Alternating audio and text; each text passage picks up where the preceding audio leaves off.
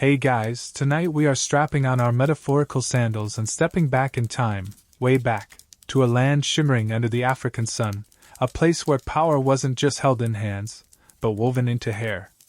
You're walking along the Nile's banks, the air thick with the scent of date palms and something ancient, something undeniably regal. Ahead, you see colossal stone temples rising, reliefs carved into their surfaces telling stories of kings and queens, warriors and gods. But tonight, we're not focusing on the pyramids or the battles. We're zooming in, getting up close and personal with the heads that wore the crowns. We're talking about the queens of ancient Nubia, also known as Kush, a civilization often overshadowed by its northern neighbor, Egypt, but one with its own incredible history and, as you're about to find out, some seriously significant hair game. You might think hair is just hair, right? Something you brush, maybe curse on a humid day. Well, for a Nubian queen, her hairstyle was a living, breathing statement, a code, a symbol of her status, her divinity, maybe even the secrets she held close. Trust me, trying to replicate some of these looks with modern tools, you probably won't survive this. So, before you get comfortable, take a moment to like the video and subscribe, but only if you genuinely enjoy what I do here. And hey, drop a comment with where you're listening from and what time it is. Let's see how far this sleepy journey reaches tonight. Now, dim the lights, maybe turn on a fan for that soft background hum, and let's ease into tonight's journey together. You find yourself transported to a world where the River Nile wasn't just a waterway, but the lifeblood of a kingdom that thrived for millennia south of Egypt. This is ancient Nubia, a land of gold, skilled archers, and incredibly powerful women. Imagine the bustling markets of Meroe or Napata, the sounds of artisans at work, the distant chanting from a temple. Now, picture the royal palace. As you approach, your eyes are drawn not just to the architecture, but to the people moving within. And among them, the queens. But it's not their elaborate gowns or their golden collars that immediately grab your attention, though those are certainly dazzling. It's their hair. It commands respect, tells a story before they even utter a word. In this society, hair wasn't merely an aesthetic choice. It was deeply intertwined with identity, social standing, and even spiritual beliefs. Think of it as a visual resume, a family crest, and a divine blessing all rolled into one incredibly intricate package atop their heads. You look closer at the depictions on temple walls and in tombs, and you start to notice patterns, styles that repeat but also vary. It's not random. There's a language here, written in braids, twists, and adornments. For the royal women, the Kandakes, the powerful queens who sometimes ruled independently, their hair was a canvas for displaying their authority and connection to the divine. A mainstream historical fact is that Nubian queens, particularly during the Meroitic period, held significant political and religious power, sometimes even leading armies. Their hairstyles reflected this might. You see images of them depicted with elaborate coiffures that seem almost architectural in their complexity. These weren't wash-and-go looks, let's just say that. They required time, skill, and likely a whole team of dedicated hair professionals, who we'll get to later because honestly, they deserve their own section for tackling these masterpieces. Now, here's a quirky tidbit. Some researchers have speculated that certain extremely rigid, almost helmet-like styles depicted might have involved the use of stiffening agents, or even frames beneath the hair to maintain their shape. Imagine trying to sleep with a structural masterpiece on your head. You'd need a custom pillow for sure, maybe even a neck brace just in case. It makes your morning bedhead seem positively low maintenance by comparison. The significance of hair wasn't unique to Nubia, of course. Many ancient cultures placed importance on hair, but in Nubia, especially for the royalty, it seems to have reached a level of symbolic complexity that is still being fully understood. Historians still argue whether specific braided patterns or the inclusion of certain ornaments were solely for beauty, or if they held specific coded meanings relating to lineage, marital status, or even priestly roles. Was that particular twist just fashionable, or did it signify you owned 3 camels and a prime piece of land near the river? We're still piecing together the full glossary of this ancient hair language. As you observe these depictions, you start to appreciate the sheer artistry involved. The precision of the braids, the way different textures are incorporated, the careful placement of every bead or golden ring. This wasn't just about looking good for a selfie, which, let's be honest, they'd totally rock if they had phones. It was about embodying the power and identity of the Nubian kingdom itself. Their hair was literally a crown, a statement of sovereignty woven strand by strand. It connected them to their ancestors, to their gods, and to the people they ruled. It was heavy with meaning, and probably just heavy. Imagine the neck strength needed to carry some of these styles around all day while making important royal decisions. My neck hurts just thinking about it after sleeping funny. The journey into Nubian royal hair is a dive into a culture that celebrated natural beauty and transformed it into something sacred and powerful. You're not just looking at old hairstyles, you're looking at history written in hair.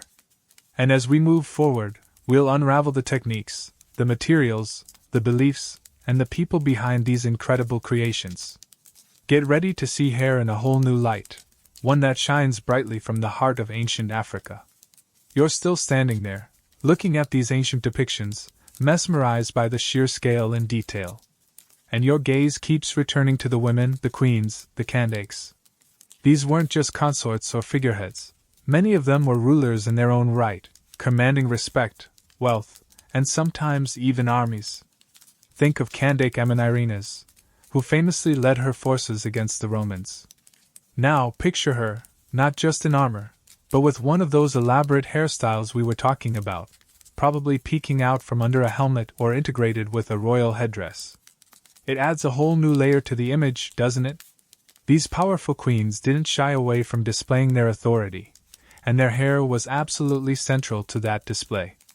On statues and temple walls, you see them adorned with the symbols of kingship, the double uraeus, the cobra symbol, often associated with royalty and divinity, various crowns, sun discs, and elaborate necklaces. But how did these heavy, symbolic pieces of regalia interact with hair that was already a structural marvel in itself? Well, the depictions show us a fascinating integration. The crowns and headdresses often seem designed to sit atop or frame these massive hairstyles. Sometimes, the hair itself appears to form a base or a sort of cushion for the heavier elements. Imagine trying to balance a golden sun disk and a couple of rearing cobras on a hairdo that already weighs a ton. It required careful planning, expert styling, and probably a few strategically placed pins or even internal supports, going back to that quirky idea about frames. These queens weren't just wearing their hair and their crowns, they were wearing them together, as a single, unified statement of power. Their hair wasn't just under the crown, it was part of the crown, an extension of their royal essence. A mainstream historical fact about the Kandaks is their unique position of power compared to many other ancient societies, including often their Egyptian neighbors to the north, where female pharaohs were less common and sometimes controversial. In Kushite society, the queen mother and ruling queen held significant, formal authority, which is vividly reflected in their iconography. They are depicted on the same scale as male rulers, participating in religious ceremonies, leading troops, and overseeing construction projects. And in these powerful depictions, their hair is always a prominent feature, often styled in ways that mirror or complement the regalia they wear. You see images where the hair is intricately braided and coiled around the head, sometimes forming layers or tiers that create a platform for the crown. Other times, it flows down the back in thick, textured waves or braids, providing a backdrop for the elaborate collars and pectorals they wore. The texture of natural African hair, which lends itself beautifully to braiding and holding complex shapes, was clearly utilized to its full potential to create these regal forms.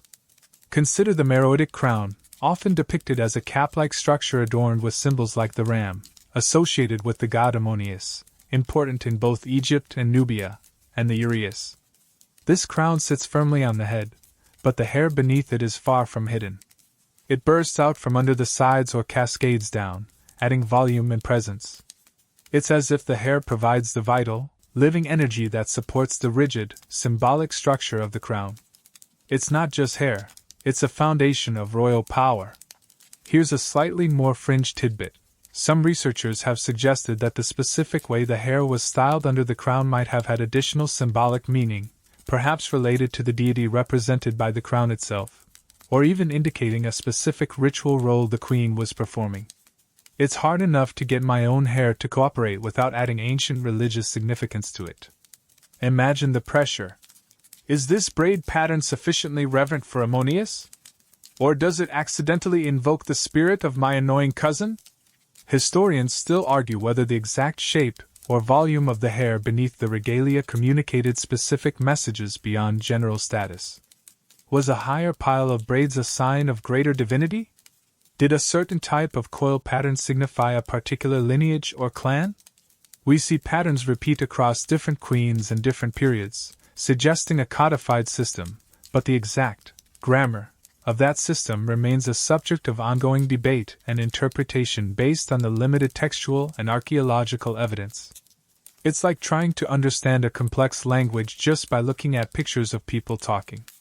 Looking at these statues, you can almost feel the weight of the regalia, the intricate texture of the hair beneath. It wasn't just about looking powerful.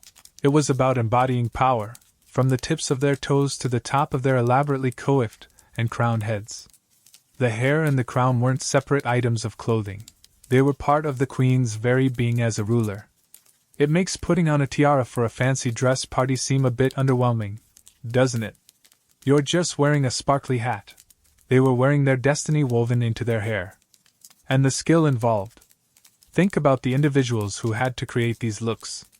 Not only did they need to be master hairstylists, but they also had to understand how the hair would interact with heavy gold adornments and sacred symbols. It was a specialized, highly skilled profession, probably requiring years of apprenticeship. You couldn't just walk in and say, "Give me the Candake Ammonirina's power braid with the double ureus integration, please." You needed someone who knew the royal protocol, the symbolic language, and the structural engineering required to keep it all in place while the queen went about the demanding business of ruling a kingdom. We'll definitely need to dedicate some time to those unsung heroes of royal hair later on. They deserve a medal, or at least a really good set of ancient hair tools. So, as you continue to explore the imagery, remember that the hair wasn't just a backdrop for the crown. It was an active participant in the display of royal authority, a foundation of power, intricately linked to the most sacred symbols of the kingdom. It was the living, growing part of the royal ensemble, constantly requiring care and attention, much like the kingdom itself needed constant nurturing from its powerful queen. The next time you see a picture of a Candake, look closely at her hair. It's telling you a story of power, divinity, and incredible artistry, all woven together. You're still absorbing the image of these powerful Candakes, their hair a literal platform for their regalia. But before you can even begin to think about balancing a golden ram on your head, there's something fundamental you need: the hair itself. And not just any hair. Healthy, strong hair. In ancient Nubia, as in many cultures, hair wasn't just dead protein. It was seen as something vibrant, connected to vitality, beauty, and even spiritual energy. Think of it as the living foundation upon which all that incredible artistry and symbolism was built. Without a healthy base, those elaborate braids wouldn't hold, the adornments wouldn't sit right, and the whole powerful image would crumble. So, before the stylist even thought about braiding or adding extensions, the focus was on care.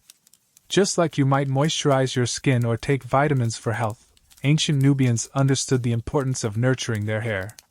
The climate along the Nile could be harsh: sun, dust, and dry air. Keeping hair supple, moisturized, and clean was essential, not just for aesthetics, but for comfort and manageability. This wasn't just about looking good, it was about practical maintenance for styles that could take hours to create and might be worn for days or even weeks. Imagine trying to maintain a structural masterpiece with dry, brittle hair. It would be a nightmare, like trying to build a sandcastle in a hurricane. A mainstream historical fact is that ancient Nubians, like ancient Egyptians, used a variety of oils and fats to condition and protect their hair and skin. These weren't just random concoctions. They were often carefully prepared mixtures derived from plants like castor, morina, and perhaps even animal fats. These oils served multiple purposes: moisturizing the scalp and hair strands, adding shine, and potentially acting as a barrier against the harsh environment. They would have been massaged into the scalp, coating the hair from root to tip, a daily ritual that was likely both practical and perhaps even a moment of quiet self-care or pampered luxury for royalty. The natural hair textures prevalent among Nubian people were ideally suited for the complex styles we see depicted. Hair that is naturally coily or tightly curled has incredible versatility. It can be braided into intricate patterns that lie flat or stand out from the head. It can be twisted, coiled, and shaped into geometric forms. It holds styles incredibly well without needing excessive heat or harsh chemicals, which wouldn't have been available in the same way they are today. This natural ability to hold shape was absolutely crucial for creating styles that were literally architectural in their structure. Trying to do those precise, rigid styles on straight, slippery hair? You'd need industrial-strength hairspray and a team of engineers. Historians still argue whether the specific types of oils or hair treatments used were purely for cosmetic and health purposes, or if they held deeper symbolic or ritual significance. Were certain scents or ingredients associated with specific deities or ceremonies? Was the act of oiling the hair a form of purification or blessing? While the practical benefits are clear, given the emphasis on symbolism in Nubian culture, it's plausible that even something as seemingly mundane as hair conditioning had layers of meaning we are only beginning to uncover. It adds a whole new dimension to your morning routine, doesn't it? Am I just using this conditioner, or am I performing a sacred ritual to the god of frizz control? Beyond oils, tools were also essential. While archaeological evidence for specific Nubian hair tools is less abundant than, say, Egyptian artifacts, we can infer their use from the styles themselves. Combs, likely made of wood, bone, or ivory, would have been necessary for detangling and parting the hair cleanly for braiding. Pins and perhaps bodkins would have been used for sectioning and securing braids. The precise, uniform nature of many braided styles suggests a high level of skill and the use of appropriate tools to achieve such neatness. A quirky tidbit related to ancient hair care comes from Egypt, but given the close cultural exchange with Nubia, it's worth considering. Some ancient Egyptian texts described remedies for hair loss that involved rather unusual ingredients, including fats from various animals like lions, hippos, crocodiles, and even geese. While we don't have direct evidence of Nubian queens slathering crocodile fat on their scalps, it highlights the lengths ancient people went to preserve and enhance their hair, and suggests that the pursuit of lush, full hair is a truly ancient human endeavor. It makes you grateful for modern science, even if your shampoo still contains ingredients you can't pronounce. The health and thickness of a queen's hair would have been a visual indicator of her well-being, her access to resources, like quality oils and skilled care, and her overall status. Just as pale skin was sometimes a sign of status in societies where manual labor was done outdoors, perhaps thick, well-maintained hair signaled a life of relative comfort and access to dedicated attendants. It was part of the overall package of royal presentation, contributing to the image of a powerful, vital ruler. Think about the sheer volume often depicted in these ancient styles. While extensions were definitely used, and we'll get to those, a solid base of healthy, natural hair would have been necessary to support the added weight and complexity. It's like building a skyscraper. You need a strong foundation before you can add floors. The daily, weekly, and monthly rituals of washing, oiling, detangling, and gentle handling would have been crucial for maintaining that foundation. It wasn't a quick trip to the salon. It was an ongoing commitment to hair health, probably managed by a dedicated team.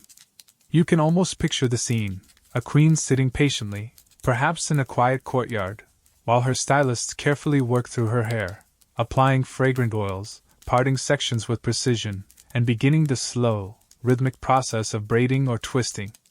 It would have been a time-consuming process, a necessary investment in maintaining the symbol of her power and identity. This wasn't just vanity. It was statecraft expressed through hair. The health and resilience of her hair mirrored the health and resilience of her kingdom. Or maybe that's just my sleepy brain making connections. As you continue to observe these depictions, try to look beyond the finished style and imagine the hair before it was shaped into these elaborate forms. Picture the natural texture, the health of the strands, the work that went into preparing that canvas for the artistry to come. It's a reminder that even the most complex and symbolic creations begin with fundamental care and attention to detail. The secrets woven into these hairstyles start not with the gold or the jewels, but with the very fibers themselves, nurtured and prepared to carry the weight of royalty. You've seen the importance of the healthy hair foundation, nurtured with oils and care, the strong base ready to support the weight of royalty and regalia. Now let's move from the canvas to the brushstrokes, from the healthy hair itself to the incredible techniques used to shape it. Because once the hair was prepped and ready, the real artistry began, often centered around the ancient, versatile technique of braiding. Looking at depictions of Nubian queens, you see an astonishing variety of braided styles. These aren't just simple plaits. They are intricate, complex patterns that cover the entire head, sometimes forming geometric designs, sometimes creating textures that ripple and flow, and sometimes building volume that defies gravity. Think about the different types of braids you might know today: a simple 3-strand braid, cornrows, box braids, twists. Ancient Nubians, building on techniques likely honed over millennia across Africa, employed many of these and perhaps others we can only guess at. You see depictions of fine, uniform cornrows running across the scalp, creating a sculpted effect. You see thicker braids coiled into buns or arranged around the head like a crown of hair itself. You see sections of hair twisted into ropes or 2-strand twists that are then combined into larger structures. The precision required for these styles, especially when replicated consistently across a large surface like a queen's head, is mind-boggling. It speaks to incredible skill and patience on the part of the stylists. But these patterns weren't just about aesthetics. While undeniably beautiful, the specific ways hair was braided in ancient Nubia, particularly for royalty, are widely believed to have held significant meaning. This is where the hair starts to become a language, a visual code understood by those within the society. The type of braid, the direction it ran, the number of braids, the way they were combined, all of these elements could potentially communicate information about the wearer. A mainstream historical fact is that across many African cultures, both ancient and modern, hair braiding has served as a powerful form of nonverbal communication, conveying information about a person's age, marital status, lineage, social status, occupation, and even religious beliefs. In ancient Nubia, given the highly stratified society and the emphasis on visual symbolism, it's almost certain that royal braided hairstyles were part of this system. They weren't just fashionable choices. They were statements of identity and position within the kingdom. For a Nubian queen, her braided pattern might have announced her specific royal lineage, distinguishing her from queens of other branches of the family or from noblewomen. It might have indicated her status as a reigning Kandake versus a queen mother or consort. Perhaps certain patterns were reserved for ceremonial occasions, linking the queen to specific rituals or deities. Imagine a queen arriving at a major festival, her hair styled in a pattern that immediately tells everyone present her exact role in the proceedings, her connection to the divine power being celebrated. It adds a whole new layer to the term. Power dressing. Historians still argue whether there was a standardized, widely understood, grammar to these hair codes, or if meanings were more localized or specific to certain periods or royal houses. Was there a universal symbol for queen who rules independently, woven into the braids? Or was it more nuanced, with patterns signifying subtler differences in status or responsibility? The lack of extensive written text explaining these practices means we are largely reliant on interpreting the visual evidence from statues, reliefs, and paintings, which can be ambiguous and subject to interpretation. It's like trying to decipher a secret code using only emojis from 1,000 years ago. Was that wavy pattern just a cool design, or did it mean, "I have a really important meeting tomorrow"? The complexity of the braiding itself could also be an indicator of status. Highly intricate, time-consuming patterns would require skilled labor and significant leisure time on the part of the queen to sit through the styling process. This alone would signal wealth and access to resources. Only someone of high status could afford the time and the dedicated stylists needed for such elaborate work. A simpler style might indicate a different role or perhaps a journey where complex maintenance wasn't possible. A quirky tidbit related to the execution of these complex braids is the potential use of assistants beyond the primary stylist. Imagine the geometric precision required for some styles. It's possible that multiple skilled hands work simultaneously on different sections of the queen's hair, coordinating their efforts to create a unified, intricate design across the entire head. This wasn't a solo job. It was likely a collaborative effort, a testament to the organized nature of the royal court and the importance placed on the queen's presentation. It makes you appreciate your own hairdresser even more, knowing they might be secretly wishing they had a couple of extra hands for that tricky part at the back. The sheer number of braids in some styles is also remarkable. Depictions show heads covered in dozens, sometimes hundreds, of tiny, precise braids. Maintaining such a style would have been an ongoing process, requiring daily attention to keep it neat and tidy, free from frizz or unraveling. This constant maintenance reinforces the idea that the queen's hair was a project, a work of art that required continuous care, much like the kingdom itself required constant vigilance and management. The visual impact of these braided styles must have been stunning. They created texture, volume, and shape that were integral to the overall royal image. Whether tightly coiled against the scalp or flowing in thick ropes, the braids were a dynamic element of the queen's appearance, catching the light and adding to her presence. They weren't just passive coverings. They were active components of her regalia, speaking volumes about her identity and authority. So, as you look at these ancient images, try to see beyond the finished picture and imagine the hands at work, sectioning the hair, the rhythmic movement of fingers creating those precise braids, strand by strand. Imagine the hours spent, the conversations, or perhaps quiet contemplation, during the process. And imagine the meaning woven into every twist and plait, a hidden message of power, lineage, and status, written not in ink, but in hair. The braid patterns of the Nubian queens were more than just hairstyles. They were living documents of their place in history, their connection to their ancestors, and their command over their kingdom. They were literally wearing their history. You've delved into the intricate language of Nubian braids, seeing how patterns could speak volumes about status and lineage. But Nubian royal hair wasn't solely about structured plaits. There was another powerful style frequently depicted, one that carried its own weight of meaning, both literally and symbolically: locked hair. When you look closely at some statues and reliefs, you see not discrete braids, but thick, rope-like strands, often forming a dense, textured mass around the head or cascading down. These weren't loose curls. They appeared to be deliberately formed and maintained locks, what we might call dreadlocks or locks today. In many ancient cultures across Africa, locked hair held profound spiritual and cultural significance. It was often associated with priests, ascetics, warriors, or those with a deep connection to the divine or the natural world. Locks are formed by allowing sections of hair to naturally mat and intertwine, a process that can be guided and cultivated or left to form more freely. This process itself can be seen as symbolic, a letting go of control, an embracing of a natural state, perhaps signifying a detachment from worldly concerns or a heightened spiritual focus. For Nubian royalty, this style could have been a powerful visual declaration of their connection to the gods, their role as spiritual leaders, or even their inherent, untamed power as rulers. A mainstream historical fact is that locked hairstyles are depicted in various ancient African cultures, including in ancient Egypt, where priests and deities were sometimes shown with locked hair, and in ancient Nubia, particularly in later periods like the Meroitic era, where royalty and other figures are clearly shown with these styles. While the exact terminology and cultural context might differ from modern understandings of dreadlocks, the visual evidence of deliberately matted or twisted rope-like hair is undeniable. For a Nubian queen, choosing or maintaining a lock style might have been as significant as wearing a specific type of crown, a visual cue loaded with historical and religious resonance.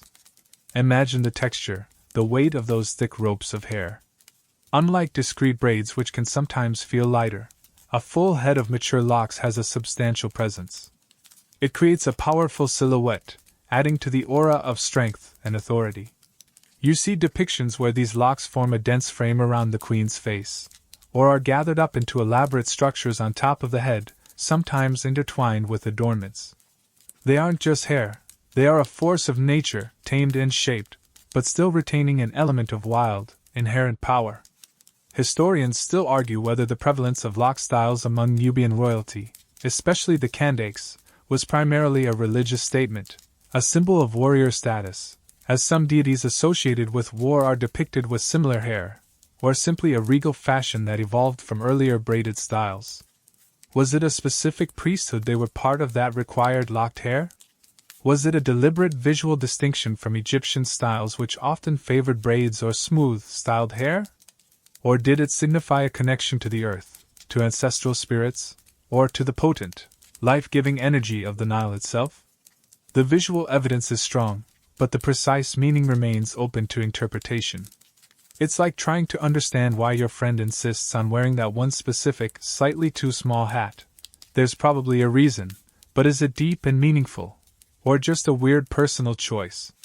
With ancient queens, you have to assume it was probably deep and meaningful. Maintaining locked hair, especially long, thick locks, is also a process that requires care and attention. While they might appear less neat than tightly braided styles to some modern eyes, ancient locks were often cultivated and maintained. Oils and treatments, like those we discussed earlier, perhaps featuring that delightful-sounding crocodile fat, though hopefully not on royalty, would have been essential to keep the scalp healthy and the locks moisturized and strong, preventing breakage. The process of separating and maintaining the locks, ensuring they form clean, defined ropes rather than a single matted mass, would have been ongoing. This wasn't a style you could just forget about. It demanded commitment, much like ruling a kingdom. A quirky tidbit about these lock styles is how they interact with the royal regalia. Just as braids form the base for crowns, depictions show crowns and headdresses sitting atop or integrated with masses of locked hair. Sometimes the locks are parted to accommodate a headdress, or they are piled high and secured, forming a foundation. In some images, the sheer volume of the locked hair seems to become part of the crown itself, blurring the lines between natural form and symbolic adornment. It makes you wonder about the logistics. How did they get those heavy gold crowns to sit securely on a mass of textured hair? Were there hidden pins, ties, or even internal structures woven into the locks? Trying to balance a royal headdress on my own unruly hair after a humid day feels like an Olympic sport, so I have immense respect for whatever ancient engineering was involved here. The visual power of a Kandak depicted with thick, locked hair is undeniable. It's a look that communicates strength, resilience, and a deep connection to something ancient and powerful. It's not a style that whispers, it roars. It speaks of a connection to the earth, perhaps, or to the wilder, untamed aspects of the divine. It contrasts with the often more rigid, ordered aesthetic of some other ancient styles, suggesting a different kind of power, one that is perhaps more organic, more rooted in the natural world and the ancient traditions of the land itself. Consider the time required for these styles. While braids could take hours, establishing and maintaining healthy locks is a long-term commitment. It speaks to a patience and dedication on the part of the queen and her stylists. It's not a quick transformation, it's a gradual process, much like the slow, steady growth of a kingdom or the enduring power of a dynasty. The very nature of the style reflects continuity and resilience. You can almost feel the weight of those locks, the history they represent, the power they embody. These lock styles weren't just a look, they were a statement. They were a way for the Nubian queens to visually assert their identity, their authority, and their unique place in the cosmic order. They were literally wearing their power, woven into the very fabric of their being. It makes you appreciate the layers of meaning that can be contained within something as seemingly simple as a hairstyle. For the Kandaks, their locks were as significant as their scepters, their thrones, or their armies. They were the living, growing manifestation of their regal and spiritual might. And honestly, they just look incredibly cool and powerful. Trying to replicate that level of regal presence with my own hair? Yeah, that's definitely not happening tonight. You've seen the incredible foundation, the healthy, nurtured hair, whether styled in intricate braids or powerful locks. But as you continue to gaze at these depictions of Nubian royalty, you start to notice something else. Something that takes these styles beyond mere natural volume into the realm of the truly architectural. Look at the sheer scale of some of these coiffures, the height, the width, the shapes that seem to defy the natural limitations of human hair. How did they achieve that? The secret, often, lay in adding more hair, or materials that mimicked hair. This is where ancient Nubian queens entered the world of extensions, hairpieces, and fillers, transforming their natural hair into colossal statements of power and artistry. Even with the most voluminous natural hair, achieving the gravity-defying styles seen in statues and reliefs required augmentation. Think of those towering structures, sometimes wider than the queen's shoulders, or piled high on the head like a literal edifice. This wasn't just clever braiding, it involved incorporating additional hair or other materials to build up the form, add density, and create shapes that simply wouldn't be possible with the queen's own hair alone. It's the ancient equivalent of getting a full weave or adding clip-ins for extra oomph, but on a scale that would make modern stylists gasp.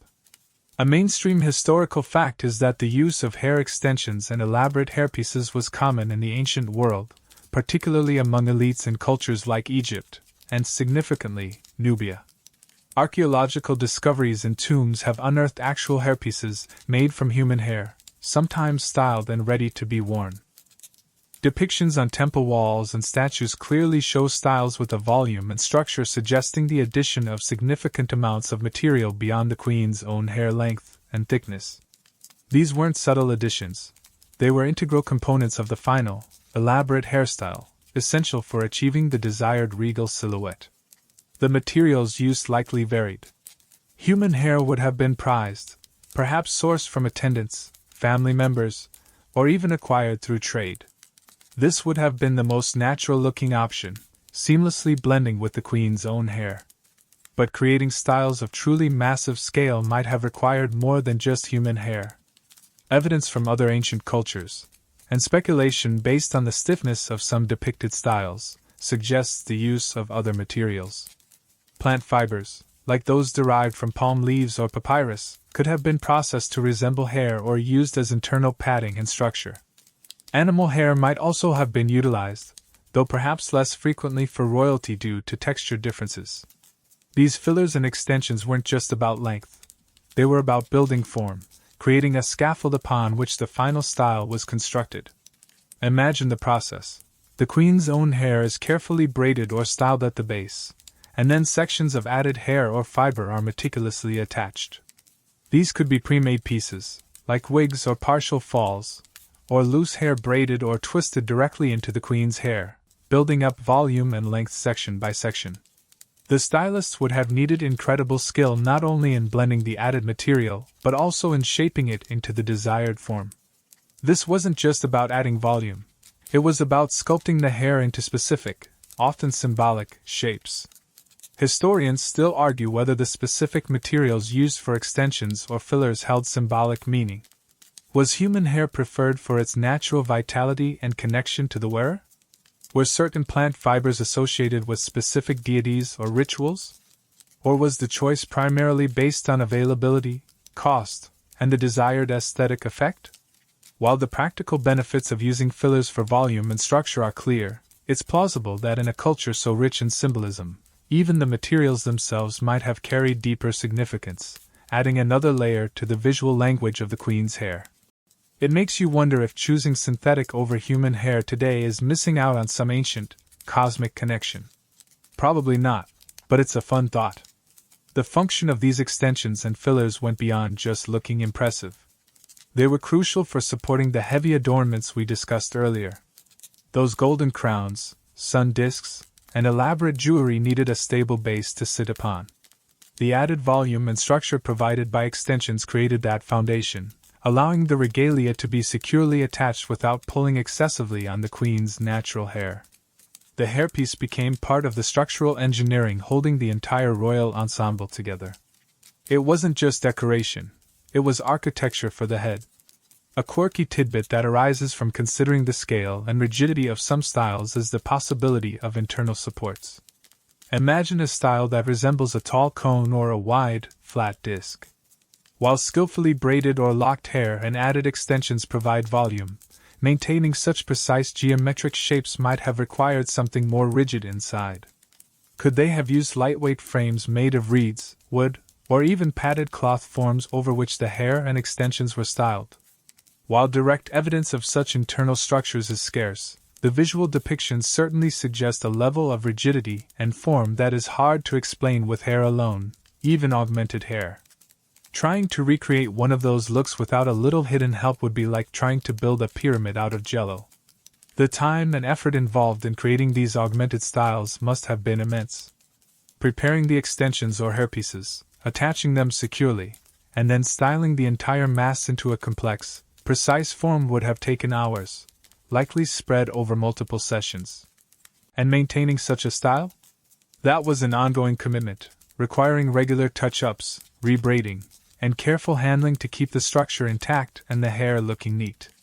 This wasn't a style for the faint of heart, or for someone who liked to roll out of bed and go. The use of extensions and fillers also allowed for greater versatility in styling. Queens could potentially change their look more dramatically by using different hairpieces or adding varying amounts of volume for different occasions. A particularly massive, symbolic style might be reserved for major religious festivals or state ceremonies, while a slightly less voluminous, though still elaborate, style might be worn for daily court life. This ability to transform their appearance through hair added another dimension to their visual presentation of power and identity. Looking at these ancient images, you start to appreciate the ingenuity and skill involved not only in the styling itself but in the creation and integration of these added materials. The stylists weren't just hairdressers. They were sculptors, engineers, and artists, working with hair and fiber to create living, breathing works of art atop the heads of their queens. They understood texture, form, balance, and structure, using every available resource to create looks that were not only beautiful but also powerful symbols of the kingdom. The secrets woven into these styles weren't just in the patterns, but in the very fabric of the hair itself, both natural and added, meticulously shaped and structured to carry the weight of royalty and divinity. It makes your own efforts with a curling iron feel positively amateurish. You've seen the incredible foundation built with natural hair, nurtured with oils, shaped with braids and locks, and augmented with extensions and fillers to create structures of truly epic proportion. But these weren't just elaborate hair sculptures. They were canvases, waiting for the final, dazzling layer. Because once the hair was styled into these architectural wonders, the next step was to literally make it shine, to weave in the symbols of wealth, power, and divinity. This is where the gold, the beads, the jewels, and all that royal bling came into play, transforming hair into a breathtaking display of the kingdom's richness and the queen's supreme status. Looking at depictions of Nubian queens, their hair often glitters. It's not just the sheen from well-oiled strands, it's the unmistakable gleam of metal, the sparkle of polished stones, the vibrant colors of beads catching the light. These adornments weren't just perched on top, they were meticulously integrated into the hairstyles themselves. Tiny gold rings were woven into braids, sometimes covering entire sections of hair like shimmering armor. Strings of carnelian faience or glass beads were threaded through twists or braided into the structure, adding pops of color and texture. Precious and semi-precious stones, perhaps set in gold clasps or pendants, were strategically placed within the coiffure, drawing the eye and highlighting the complexity of the style. Think about the sheer quantity of material involved. We're not talking about a few discrete hairpins. Some depictions show heads literally laden with gold rings, covering almost every visible strand of hair. This wasn't just decoration. It was a display of wealth so overt it was woven into the queen's very being, a moving treasury atop her head. Imagine the weight. Carrying around a crown is one thing, but having pounds of gold woven throughout your hair must have been a serious workout for the neck muscles. You wouldn't need to go to the gym, just getting ready in the morning would be enough. A mainstream historical fact is that ancient Nubia was renowned as a land of gold, often referred to as the land of gold by the Egyptians. Control over gold mines was a major source of wealth and power for the Kushite kingdom, and this precious metal was extensively used in royal burials, temple offerings, and of course, personal adornment for the elite. Gold was not just valuable, it was seen as divine, associated with the sun and eternity, making it the perfect material to adorn a ruler who was also considered semi-divine or closely connected to the gods. For the queens, weaving gold into their hair was a literal embodiment of this connection, a way of wearing the divine radiance of the sun itself. The types of beads and stones used also held potential symbolic meaning. Carnelian, a reddish-brown stone, was popular in both Egypt and Nubia and was often associated with life, vitality, and protection. Faience, a glazed ceramic material, allowed for vibrant blue and green colors, often linked to fertility, rebirth, and the Nile. The combination of these materials with gold created a rich tapestry of color and meaning within the hairstyle, each element potentially conveying a specific message or invoking the protection or blessing of a particular deity. It's like having a whole theological treatise written on your head, but way more sparkly. Historians still argue whether the specific arrangement or combination of these adornments followed a strict symbolic code that has been lost to us. Did a certain number of gold rings signify a specific achievement or status? Did the pattern of beads represent a specific constellation or myth? Or were some choices purely aesthetic, guided by fashion trends within the royal court or the personal preference of the queen and her stylists? While the general symbolism of gold in certain materials is understood, the detailed grammar of how they were combined within the hair remains a subject of ongoing debate and interpretation based on the visual record. It's hard enough deciding if your necklace matches your earrings today. Imagine trying to ensure your bead pattern aligns with ancient cosmic principles. The skill required to integrate these adornments into the hair must have been immense. It wasn't just about attaching things. It was about weaving them in securely, distributing the weight evenly, and ensuring they lay correctly within the complex braids or locks. Delicate beadwork needed to be handled carefully, while heavier gold pieces needed robust attachment points within the hair structure. The stylists were not only master hairstylists but also skilled artisans, capable of working with precious materials and integrating them seamlessly into the organic medium of hair. They were like jewelers who worked with strands instead of metal. A quirky tidbit to consider is the potential sound these hairstyles might have made. Imagine a queen walking, turning her head, or performing a ritual dance. With hundreds of gold rings and strands of beads woven into her hair, the movement would likely have created a soft, rhythmic jingle or rustle. This wasn't just a visual display, it was potentially an auditory one too, announcing the queen's presence and adding another layer to her regal aura. It gives a whole new meaning to making an entrance. You'd literally hear her coming before you saw her in all her shimmering glory. Though I imagine trying to sneak up on someone would be absolutely impossible. The sheer value represented by the materials woven into a queen's hair would have been staggering. Gold was incredibly precious, and the quantities used were substantial. This wasn't just personal jewelry. It was a display of the kingdom's wealth concentrated on the head of its ruler. It sent a clear message to subjects and potential rivals alike. The Kandake was powerful, wealthy, and blessed by the gods. Her hair was not just beautiful. It was a statement of economic and political might, literally weighed down by the kingdom's riches.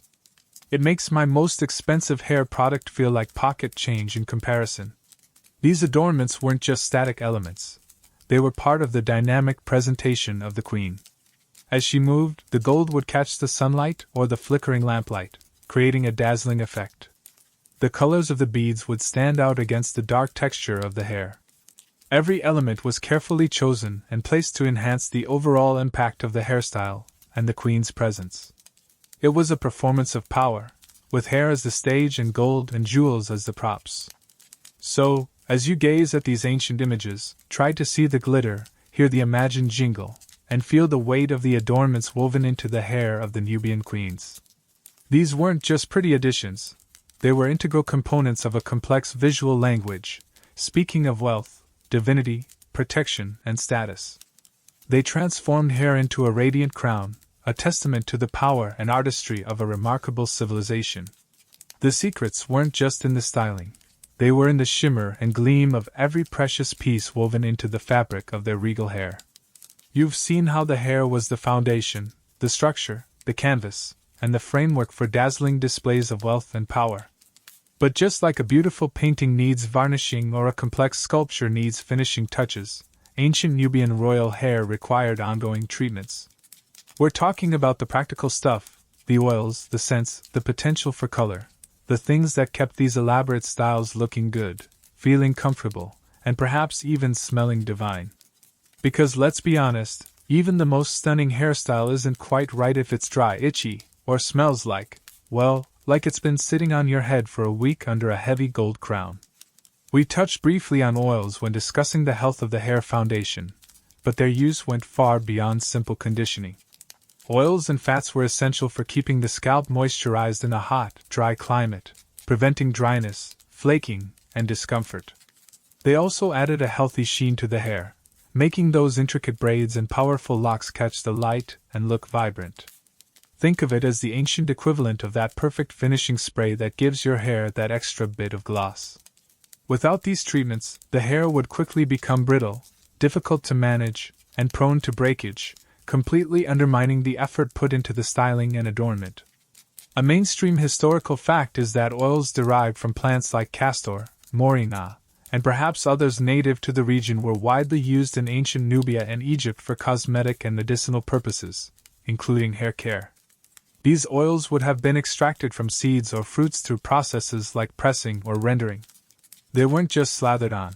They were likely prepared with care, perhaps infused with fragrant herbs or spices to add a pleasant scent. The act of applying these oils was likely a regular, perhaps daily, ritual, vital for maintaining both the health and the appearance of the queen's hair. But oils weren't just for practical care, they were also about scent. Perfumed oils were highly valued in the ancient world, used for religious ceremonies, personal hygiene, and as a display of wealth and status. Imagine the queen, adorned in her elaborate hairstyle, also emanating a subtle, pleasant fragrance. This would have added another layer to her presence, engaging another sense and contributing to the overall aura of royalty, and perhaps even divinity. While we don't have specific details about the perfumes used exclusively for hair in Nubia, it's highly likely that fragrant oils, perhaps infused with lotus, myrrh, or other valued scents, were part of the royal hair care regimen. It makes you wonder what a Kandake's signature scent might have been. Probably something much more sophisticated than my current dry shampoo situation. Then there's the question of color. Did Nubian queens color their hair? While less frequently depicted than in some other ancient cultures, like Egypt, where henna was commonly used, especially by older individuals, to color hair red and cover gray, it's a possibility. The natural hair color of most Nubians would have ranged from dark brown to black. Adding color could have served various purposes, enhancing natural color, covering gray, though royalty were often depicted idealized as youthful, or even applying symbolic colors for specific rituals. Historians still argue whether hair dyeing, particularly with materials like henna or indigo, was a common practice among Nubian royalty or primarily reserved for specific ceremonial contexts. While depictions don't show the bright red often associated with Egyptian henna use, subtle color enhancements, or ritualistic coloring could have occurred. The visual evidence is less conclusive than for oils or adornments, making it harder to definitively say how prevalent hair coloring was as part of the queenly beauty routine. Perhaps some styles subtly incorporated colored fibers or extensions rather than dyeing the natural hair directly. A quirky tidbit related to ancient treatments comes from the broader African context, where hair was sometimes treated with substances that might seem unusual to us today, but served practical purposes. For example, certain types of clay or mud were occasionally used to cleanse the hair and scalp, remove excess oil, and create texture. While we don't have direct evidence of Nubian queens using mud masks on their elaborate coiffures, it highlights the diverse and ingenious ways ancient people utilized natural resources for hair care, going far beyond just simple washing. It makes you think twice about complaining about your current hair treatment options. The tools used for these treatments would have been relatively simple but effective. Small jars or containers for holding oils and perfumes, perhaps made of alabaster, ceramic, or even precious metals for royalty. Applicators like small spatulas or brushes, or simply the skilled hands of the stylists, would have been used to distribute the products evenly. Combing and detangling, especially for long or lock styles, would have been an essential part of the oiling process, ensuring the treatments reached the scalp and the full length of the hair. The ongoing maintenance required by these treatments underscores the dedication involved in maintaining a royal hairstyle. It wasn't a one-time event, it was a continuous process, likely involving daily or weekly rituals. The queen would rely on her team of stylists not only for the initial creation of the style but also for the constant care and reapplication of oils and other treatments. This daily interaction would have been a significant part of the queen's routine, a moment of personal attention and care amidst the demanding responsibilities of ruling a kingdom. The scents emanating from the queen's hair would have been more than just pleasant. They could have held symbolic meaning, linking her to specific deities or rituals. For example, certain fragrant resins like frankincense and myrrh were used in religious ceremonies across the ancient Near East and Africa, including Nubia. Infusing hair oils with such scents could have transformed the queen's hair into a literal offering, a perfumed tribute to the gods she represented or sought favor from. It adds a whole new layer to the idea of smelling divine. Consider the sensory experience of being near a Nubian queen. You would see the dazzling gold and intricate patterns, feel the aura of power, and perhaps also catch the subtle, lingering scent of precious oils and perfumes emanating from her elaborate coiffure. Her hair wasn't just a visual statement, it was a multisensory experience, designed to impress, to command respect, and to reinforce her connection to wealth, power, and the divine. While the primary focus in depictions is often on the structure and adornments, the underlying health, texture, and ongoing care of the hair were absolutely fundamental. The oils kept the foundation strong and supple, the scents added another dimension to the regal presence, and the potential for color allowed for further symbolic expression. These treatments were the unsung heroes of the ancient Nubian royal hairstyle, ensuring that the elaborate structures and dazzling adornments could be worn comfortably and maintained effectively, allowing the queen to embody her power and status from head to toe, or more accurately, from scalp to the tips of her intricate, perfumed, possibly colored, oil-rich, gold-laden hair. It's a lot to take in, isn't it? You've seen the incredible dedication that went into maintaining the health and beauty of a Nubian queen's hair, the oils and treatments keeping that vital foundation ready for whatever elaborate creation was planned.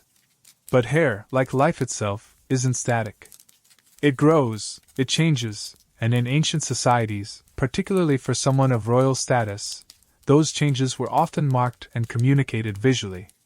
Think about how your own hairstyle might have changed over the years. Maybe shorter in high school, longer in college, something different for a job interview. Now, amplify that by 1,000, add divine significance, and weave in the weight of a kingdom. Because a Nubian queen's hairstyle wasn't just a look for a specific day. It was a living timeline, a visual record of her journey through life, her changing roles, and her evolving status within the royal family and the kingdom. In ancient Nubia, as in many cultures across the globe, hair served as a powerful indicator of where a person stood in their life journey. Age, marital status, social position, these could all be subtly, or sometimes not so subtly, communicated through the way one wore their hair. For a queen, whose life was lived under constant scrutiny and whose very being was intertwined with the state, these markers would have been even more pronounced and significant. Her hair didn't just reflect her personal journey, it reflected her public role and her position within the dynasty. Think about the transition from a young princess to a queen, or from a ruling queen to a queen mother, a position of immense power and influence in Kushite society. Would a young, unmarried princess wear her hair differently than a queen who had solidified her rule and perhaps borne an heir? The visual evidence from statues and reliefs hints at these changes. You see variations in style that seem to correlate with depictions of women at different apparent ages or in different roles. While interpreting age from idealized ancient art can be tricky, they weren't exactly obsessed with photorealistic wrinkles. Changes in complexity, volume, and adornment patterns suggest that hair evolved with the queen's life stages. A mainstream historical fact is that in many ancient African cultures, including those closely related to or influenced by Nubia, specific hairstyles were used to signify transitions such as puberty, marriage, childbirth, and widowhood. These weren't just personal choices but societal norms, visual cues that allowed members of the community to understand a person's status and role. Given the deep cultural roots shared by Nubia and its neighbors, it is highly probable that similar conventions applied to the royal family, with the queen's hair announcing her passage through significant life events. For instance, a young, unmarried princess might wear a relatively simpler style, perhaps shorter or less heavily adorned, symbolizing her youth and potential. Upon marriage, or perhaps upon ascending the throne, her hairstyle might become significantly more elaborate, incorporating greater volume, extensions, more intricate braiding or locking patterns, and a heavier display of gold and precious beads.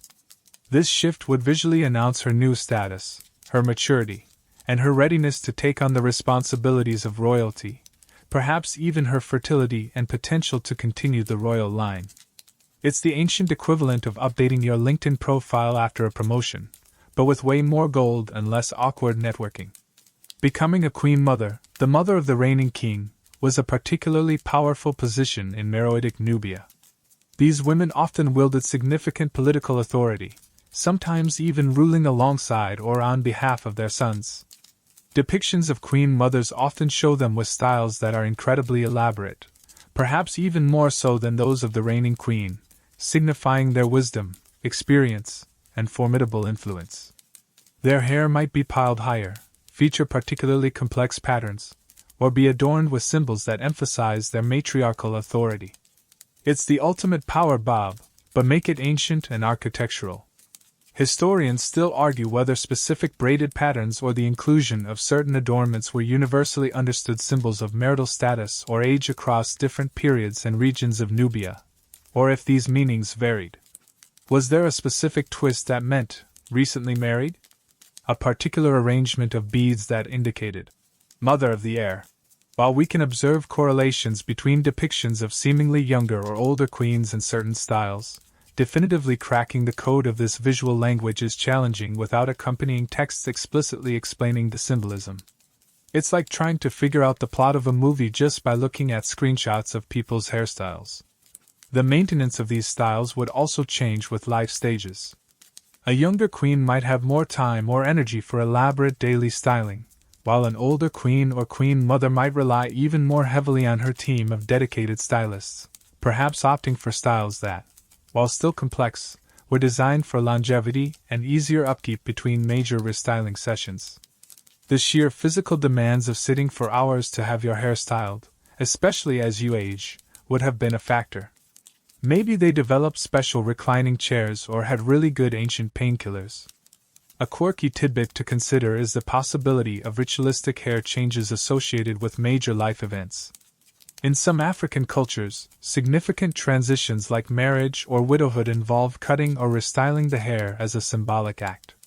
While direct evidence of such specific rituals for Nubian queens is scarce, it's plausible that changes in marital status, like widowhood, might have been marked by a specific hairstyle, perhaps a simpler style, a particular covering, or a symbolic cutting of the hair as a sign of mourning or transition.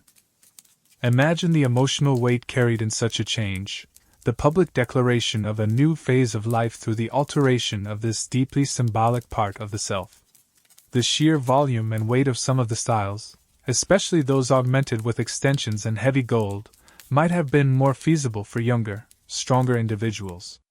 While older queens are still depicted with elaborate hair, there might have been subtle shifts towards styles that were structurally impressive but perhaps slightly less physically demanding to wear constantly. Or maybe they were just incredibly tough and had necks of steel, honed by years of carrying literal tons of symbolism on their heads. My neck hurts just thinking about carrying my groceries, let alone a gold-laden architectural hair masterpiece. The continuity and change in hairstyles across a queen's lifetime would also serve a dynastic purpose. By adhering to certain traditional styles while also incorporating elements that marked her individual journey, a queen would visually connect herself to her predecessors while simultaneously asserting her own identity and achievements. Her hair became a bridge between the past, the present, and the future of the royal line, a constant, evolving symbol of the enduring power of the Kandaks. So, as you look at these ancient images, try to see the movement of time woven into the hair. Imagine the young princess, her hair perhaps styled simply, full of potential. Then picture the reigning queen, her hair a towering edifice of braids, locks, gold, and beads, a declaration of her power and fertility. And finally, envision the wise queen mother, her hair perhaps styled with a different kind of complexity, signifying her experience and enduring influence. Each style tells a chapter of her story, a narrative written not in words, but in the intricate language of hair, reflecting her journey through life, her changing roles, and her unwavering place at the heart of the Nubian kingdom. Her hair wasn't just styled, it was seasoned with time and experience. You've seen how a Nubian queen's hair could be a timeline of her life, marking her passage through different stages, each style a chapter in her personal and public story. But the story woven into that hair reached even higher, connecting the queen not just to the earthly realm of her kingdom and her lineage, but to the celestial realm, to the gods themselves. In ancient Nubia, the divine and the royal were deeply intertwined. The queen wasn't just a political leader, she was often seen as having a special relationship with the gods, sometimes even embodying their power or acting as their representative on earth. And her hair was a vital part of this sacred connection, a visual bridge between the human and the divine. Think about the gods and goddesses central to Nubian belief, figures like Ammonius, the powerful ram-headed deity, or Isis and Mut, goddesses associated with motherhood, magic, and royalty, whose worship was prominent in both Egypt and Nubia. These deities were often depicted with specific headdresses or hairstyles that held symbolic meaning. For a Nubian queen, emulating aspects of these divine hairstyles or incorporating symbols associated with these gods into her own coiffure was a way of aligning herself with their power, seeking their favor, and visually asserting her divine mandate to rule. Her hair wasn't just a personal adornment, it was a sacred space, a conduit for divine energy, a visual prayer. A mainstream historical fact is that Nubian rulers, including the Kandaks, were deeply involved in religious ceremonies and were often depicted interacting directly with the gods in temple reliefs, receiving blessings or offerings. Their legitimacy to rule was often linked to divine approval, and their iconography deliberately reinforced this connection. The elaborate regalia they wore, including crowns adorned with symbols like the ram of Ammonius or the sun disk, were physical manifestations of this divine link. And as we've seen, these pieces of regalia were intricately integrated with their hairstyles, making the hair itself part of the divine presentation. It was the living, growing foundation upon which the symbols of divine power rested. Imagine a queen participating in a major festival for Ammonius. Her hair might be styled in a way that subtly, or not so subtly, echoed the shape of a ram's horn within the braids or locks, or perhaps incorporated gold adornments shaped like sacred symbols associated with the god. This wasn't just a fashion statement, it was an act of worship, a performance of her role as the divine intermediary. Her hair became a living altar, adorned with symbols that invoke the presence and power of the gods. It adds a whole new level of intensity to getting ready for a religious service. Imagine ensuring your hairstyle was pleasing to the literal gods. My morning hair struggles feel slightly less existentially challenging now. Historians still argue whether specific hairstyles were prescribed for particular religious roles or ceremonies, or if the connection was more general, with the elaborateness and inclusion of divine symbols simply reinforcing the queen's overall sacred status. Was there a specific braid pattern required for the ritual opening of a temple? Did a certain type of lock formation signify a special blessing from Isis? While we can observe patterns and recurring motifs, definitively linking every twist and adornment to a precise religious meaning is challenging, relying heavily on interpretation of often fragmented visual and textual evidence. It's like trying to understand the rules of a complex board game by only looking at pictures of people playing it. You see pieces moving, but the strategy and meaning behind each move are hidden. The use of certain materials in the hair, like gold, associated with the sun and eternity, or specific colored beads, linked to fertility, water, or protection, also reinforced the divine connection. These weren't just pretty baubles. They were materials imbued with sacred meaning, woven into the hair to empower the queen and link her to cosmic forces. Her hair literally shimmered with divine energy, a walking, talking, well, maybe not talking, but you get the idea, embodiment of sacred power. A quirky tidbit related to the divine connection in hair comes from the broader ancient African belief in hair as a source of personal power and vitality, sometimes even containing a person's spirit or essence. Because of this, hair clippings were often treated with great care, sometimes buried or disposed of ritually to prevent them from falling into the wrong hands or being used in harmful magic. For a queen, whose power was so closely tied to the divine, the handling of her hair, even shed hair, would have been a matter of immense importance and likely surrounded by specific rituals or protocols to protect her sacred essence. Imagine having a whole team dedicated not just to styling your hair, but to the careful, ritualistic disposal of every single strand that falls out. Talk about high maintenance. The sheer volume and height of some royal hairstyles could also be interpreted through a divine lens. Reaching upwards, towards the sky, towards the sun and the stars where the gods resided, these towering coiffures could symbolize the queen's aspiration to the divine realm, her closeness to the heavens. They lifted her physically, elevating her head, the seat of her consciousness and spirit, closer to the celestial powers she served and embodied. It's the ultimate reaching for the stars look, but with way more structural support. Even the act of styling itself might have held ritualistic significance. The repetitive, rhythmic movements of braiding or twisting, the application of sacred oils and perfumes, these processes could have been seen as meditative, almost priestly acts, transforming the physical act of hairdressing into a spiritual practice. The stylists, in this context, weren't just beauticians, they were participants in a sacred ritual, helping to prepare the queen not just for public appearance, but for divine connection. They were the keepers of sacred knowledge, transforming hair into a tool for spiritual power. For the Nubian queen, her hair was more than just a fashion statement, or a symbol of earthly status. It was a profound declaration of her connection to the divine, a visual manifestation of her sacred role as ruler and intermediary. Every braid, every lock, every golden ring and colored bead was potentially imbued with meaning, speaking a language understood by those who saw her, a language of power, protection, and piety. Her hair was literally a divine crown, intricately woven from the fibers of her being and the symbols of her faith, connecting her earthly throne to the celestial palaces of the gods. It's a reminder that even the most seemingly mundane aspects of life, like getting your hair done, can be steeped in profound meaning when you're a queen linked to the cosmos. You've journeyed through the layers of meaning woven into a Nubian queen's hair, from the nurturing oils and the intricate braids to the dazzling adornments and the profound connection to the divine.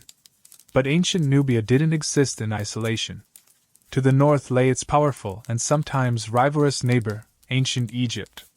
These two civilizations shared a long, complex history of trade, conflict, conquest, and crucially, cultural exchange. And just as goods, ideas, and even religious practices flowed back and forth along the Nile, so too did fashion, including the incredibly significant realm of hairstyles. The secrets woven into a Nubian queen's hair weren't developed in a vacuum. They were part of a vibrant, dynamic conversation with the styles of the pharaohs and queens of Egypt, a reciprocal influence that left its mark on both cultures. Think of the periods when Egypt controlled parts of Nubia, or later, when Nubian rulers from the kingdom of Kush conquered and ruled Egypt as the 25th dynasty. These eras of political dominance inevitably led to cultural mingling. You see this most clearly in the adoption of certain regalia and symbols. Nubian pharaohs and queens, when ruling Egypt, adopted traditional Egyptian crowns and symbols like the uraeus, the cobra symbol, often incorporating them into their own distinct styles. This wasn't just mimicry, it was a strategic visual statement, asserting their legitimacy as rulers of Egypt while often retaining elements of their unique Kushite identity. Their hair, already a powerful symbol, became a canvas for this blended identity. Looking at depictions of Nubian queens during the periods of close interaction or when the Kushite kingdom was at its height, you can spot elements that seem to borrow from Egyptian aesthetics.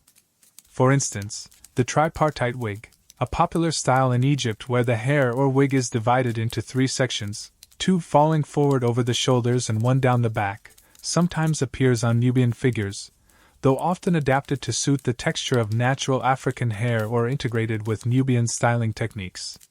While Egyptian elites often wore elaborate wigs, especially on formal occasions, Nubian royalty seems to have integrated added hair more directly into their natural hair, creating styles that were perhaps less about a removable wig and more about a semi-permanent, constructed coiffure. It's like seeing someone adopt a fashion trend from another country, but putting their own unique, local spin on it. Oh, you guys are wearing big wigs? That's cool, we'll just braid ours in with gold and make it even bigger. Conversely, Nubia also influenced Egypt. While Egyptian art often idealized smooth, flowing hair or highly structured wigs, there are periods, particularly during the Nubian 25th dynasty rule over Egypt, where you see depictions of Egyptians with hairstyles that seem to show Nubian influence. This might include thicker, more textured braids, or the incorporation of adornments styled in a way more typical of Kushite fashion.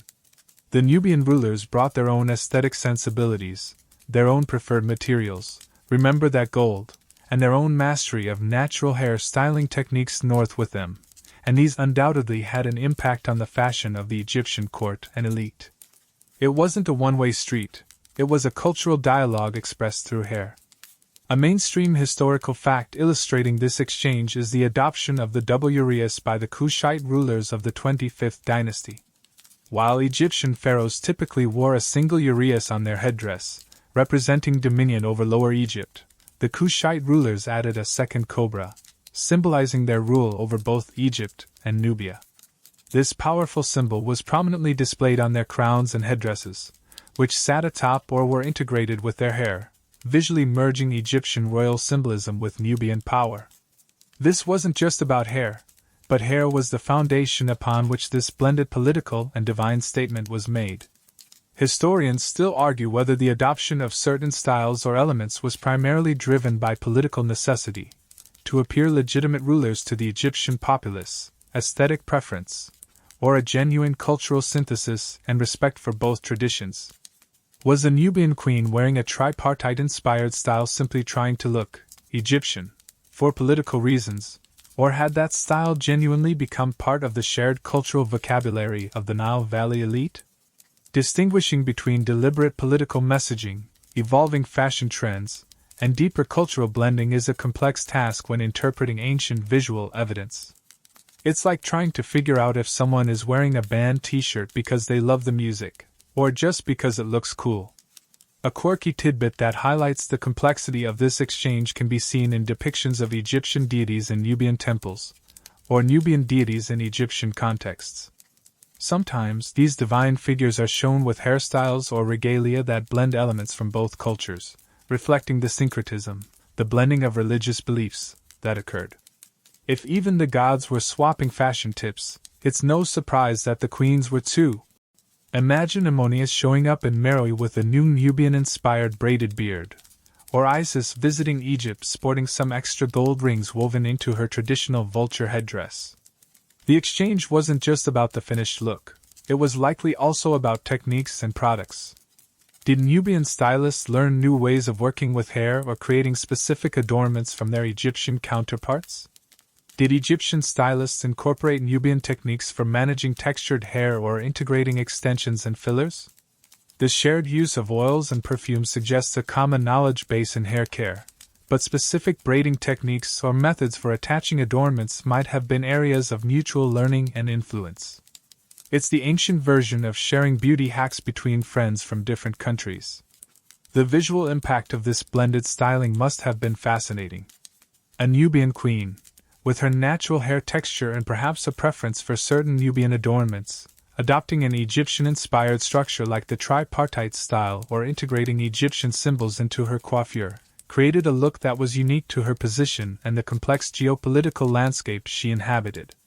She was visually representing the interconnectedness of these two great river valley civilizations, embodying the shared heritage and the distinct power of her own kingdom, all atop her head. It makes my attempts at combining different cultural fashion elements feel incredibly basic by comparison. The constant back and forth of influence meant that the concept of a purely Nubian or purely Egyptian royal hairstyle was fluid, particularly for those at the very top of society who were most exposed to external contacts, and whose image carried the most political weight. Their hair was a diplomatic statement, a cultural bridge, and a personal expression of identity all at once. It was a living testament to the complex dance of power and culture that played out along the Nile for millennia. So, as you reflect on the incredible hairstyles of the Nubian queens, remember that they weren't created in isolation. They were part of a broader regional conversation about beauty, status, and power, deeply influenced by, and in turn influencing, the styles of their neighbors to the north. Their hair tells a story not just of Nubian ingenuity and symbolism, but also of the interconnectedness of the ancient world, where even something as personal as a hairstyle could reflect the grand sweep of political history and cultural exchange. It's a reminder that no culture exists in a bubble, and even the most powerful queens were part of a larger world, swapping styles and symbols across borders. You've seen the dazzling results, the intricate patterns, the towering structures, the glittering gold, the powerful symbolism reaching all the way to the gods, and the fascinating blend of styles shared with Egypt. But who actually created these masterpieces? Who spent the hours, days, perhaps even weeks meticulously crafting these symbols of divine power and earthly wealth atop the heads of the Kandakes? We need to talk about the unsung heroes of ancient Nubian royal hair, the stylists behind the throne. These weren't just casual helpers. They were highly skilled professionals, masters of their craft, essential members of the royal court, whose hands literally shaped the image of the kingdom's most powerful women. Imagine the scene. The queen sits, perhaps in a quiet chamber, sunlight streaming in, or under the soft glow of oil lamps in the evening. Around her, a team of individuals is at work. These are the royal hairstylists. They possess an intimate knowledge of hair, its texture, its needs, how it responds to heat and moisture, or the lack thereof in a dry climate. But their skills went far beyond simple hairdressing. They were artisans, sculptors working with a living medium. They understood structural engineering, capable of building forms that defied gravity and supported significant weight. They were privy to the complex symbolic language of the court, knowing exactly which braid pattern, which adornment, which style was appropriate for a specific occasion, a specific deity, or a specific declaration of status. A mainstream historical fact is that elite households in ancient societies, including both Nubia and Egypt, employed dedicated servants and specialists for personal grooming, hygiene, and adornment. For royalty, this would have been a sizable team, reflecting the immense importance placed on their appearance and the time-consuming nature of their beauty rituals. These individuals were not just laborers. They were trusted members of the royal retinue, essential for maintaining the queen's image and comfort. They were likely trained from a young age, perhaps through apprenticeships, passing down their specialized knowledge and techniques through generations. Consider the sheer time commitment. Creating one of those incredibly complex, augmented styles, woven with gold and beads, could have taken many hours, potentially even days, spread over several sessions. And that was just the initial creation. Maintaining such a style would have required daily attention, tidying stray hairs, reapplying oils, checking the security of adornments, perhaps even partially rebraiding sections that had loosened. The stylists would have been constantly at work, ensuring the queen's hair was always perfect, always ready to represent her power and divinity at a moment's notice. It makes your occasional struggle with a ponytail holder feel positively trivial by comparison. Historians still argue about the social status of these royal stylists. Were they enslaved individuals with specialized skills? Were they free artisans who held a respected, perhaps even hereditary, position within the court? Were they linked to priestly roles, given the spiritual significance of some hairstyles? While direct textual evidence specifically describing the lives and social standing of Nubian royal hairstylists is scarce, their proximity to the queen, the trust required for such intimate work, and the high level of skill involved suggests they held a position of some consequence, certainly above that of a common laborer. They were likely well provided for, valued for their unique abilities.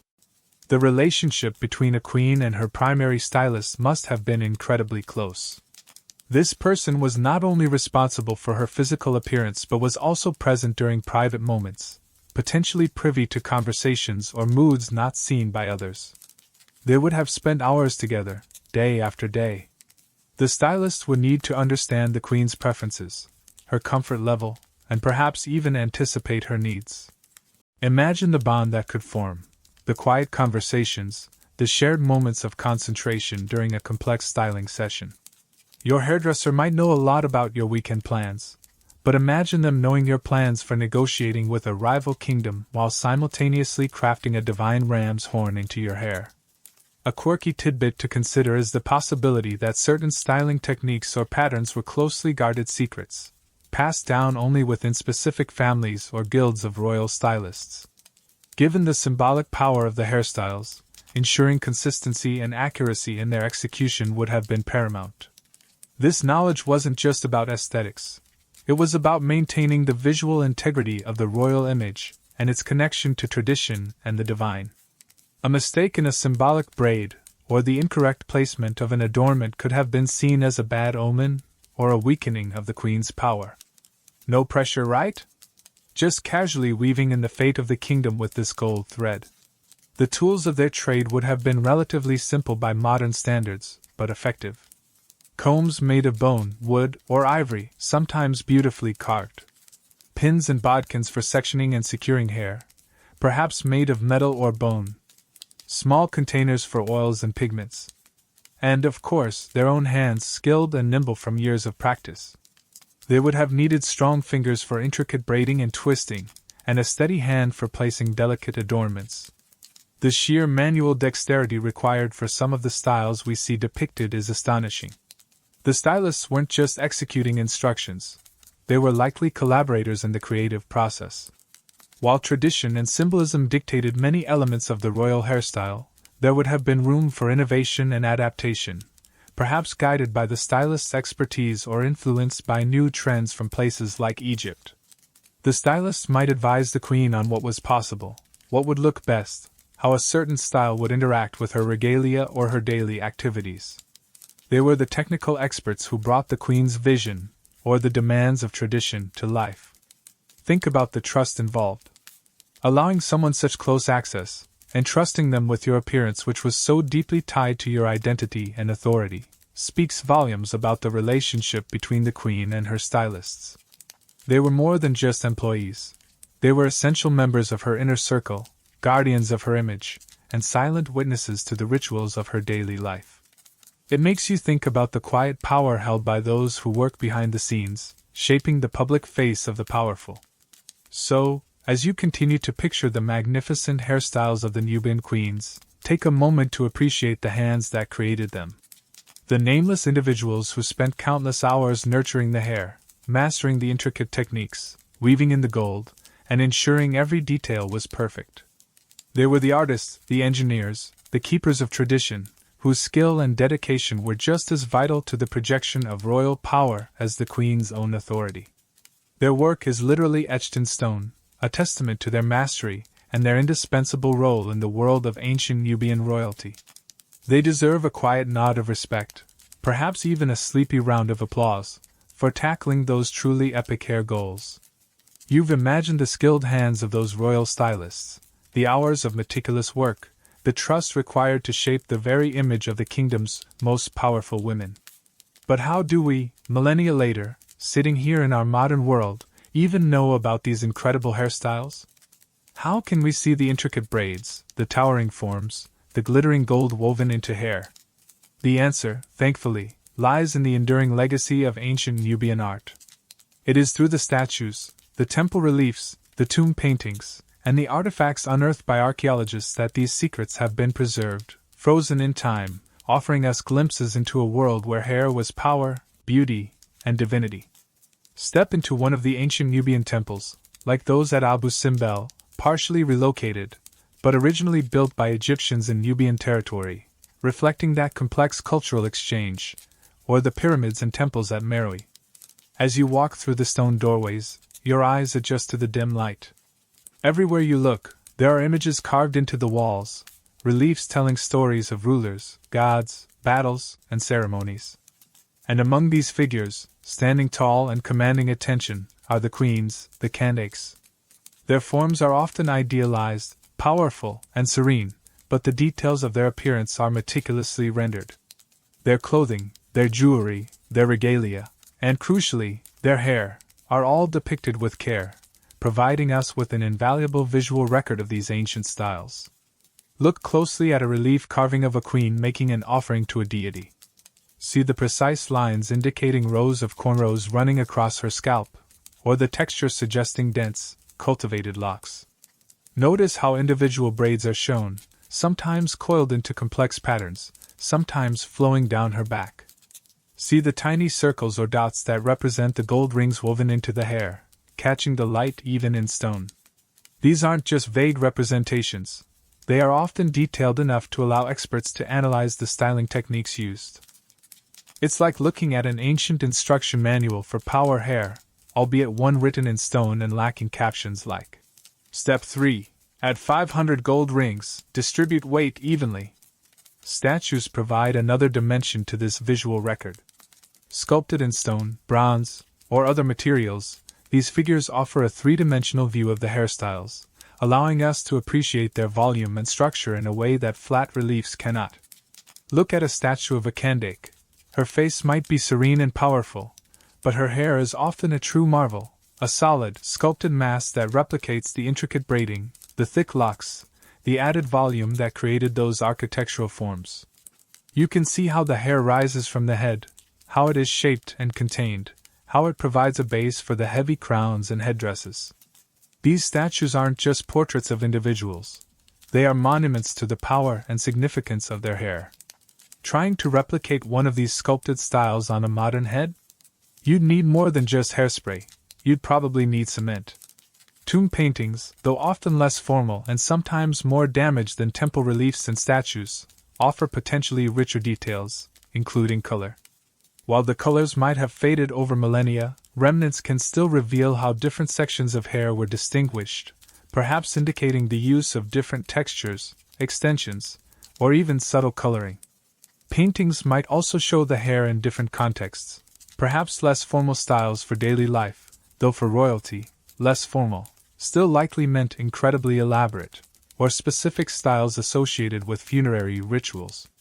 These paintings provide a more vibrant, though often fragmented, window into the visual world of ancient Nubian hair. A mainstream historical fact is that the art of ancient Nubia, particularly from the Meroitic period, is a primary source for understanding the appearance, regalia, and indeed the hairstyles of its rulers and elite. Without the wealth of depictions found on temple walls, stelae, carved stone slabs, statues, and in tombs, our knowledge of these intricate coiffures would be incredibly limited. These artistic records serve as historical documents, providing tangible evidence of styling practices, adornments, and the symbolic language expressed through hair. However, interpreting these artistic records isn't always straightforward.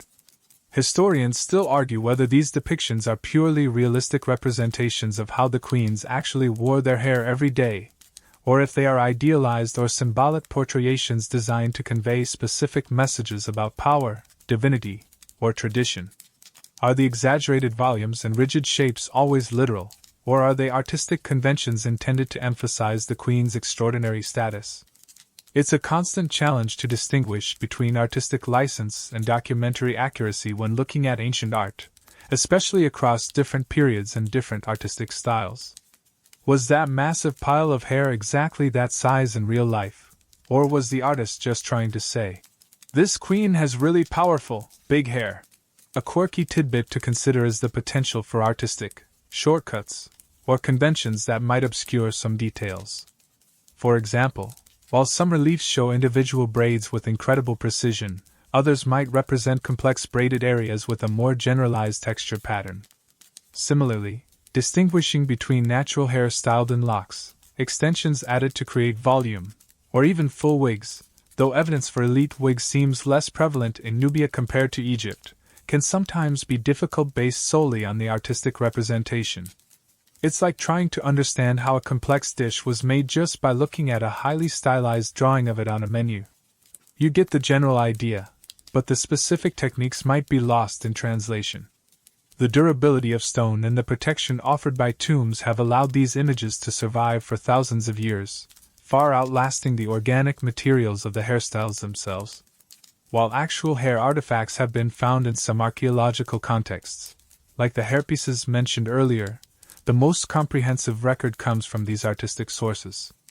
They are the silent witnesses to the hours of labor, the skill of the stylists, the weight of the gold, and the depth of the symbolism embedded in Nubian royal hair.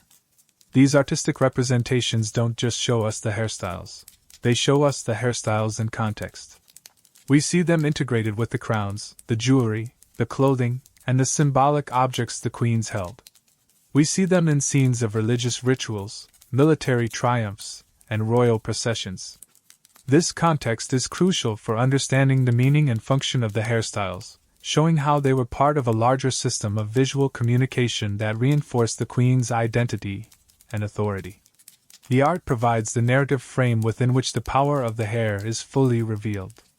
So, as you continue to explore the world of ancient Nubian royal hair, remember that you are doing so through the eyes of ancient artists. You are interpreting a visual language preserved in stone and paint, deciphering clues left behind by a civilization that understood the power of imagery and the enduring strength of art to convey meaning. The statues stand guard, the reliefs tell their stories, and the paintings hint at vibrant colors, all working together to keep the secrets of Nubian queenly hairstyles alive across the vast stretches of time. It's like a historical detective game, and the clues are etched into the very fabric of their ancient world. You've seen them, frozen in stone and pigment, these incredible hairstyles of the Nubian queens, preserved for millennia by the enduring power of art. You can analyze the patterns, marvel at the adornments, and decipher the symbols.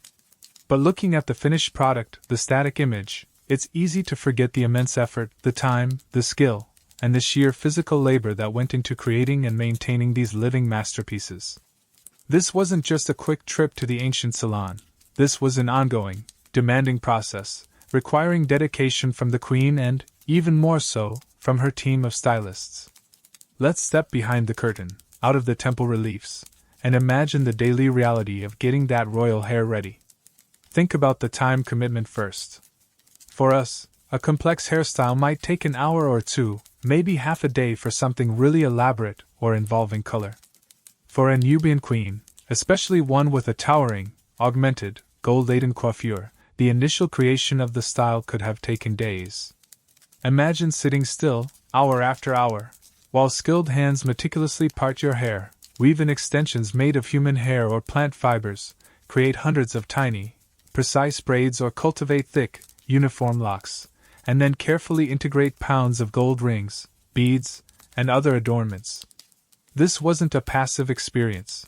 It required patience and stillness from the queen, and incredible stamina and focus from the stylists. It puts your longest Netflix binge session to shame in terms of sustained sitting.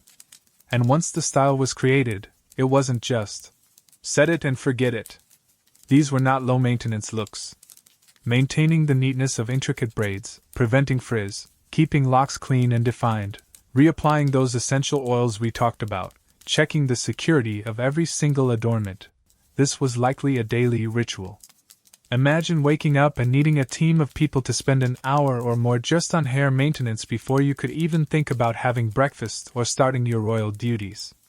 Your morning routine probably involves hitting snooze a few times and maybe finding matching socks. There's involved a full-scale hair operation. It makes you appreciate the simplicity of a messy bun, doesn't it?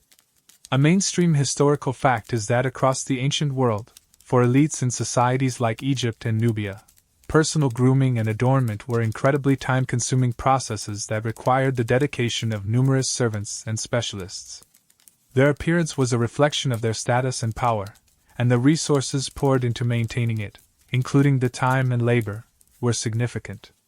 Royal households had dedicated staff for everything from bathing and perfuming to dressing and, of course, hairstyling.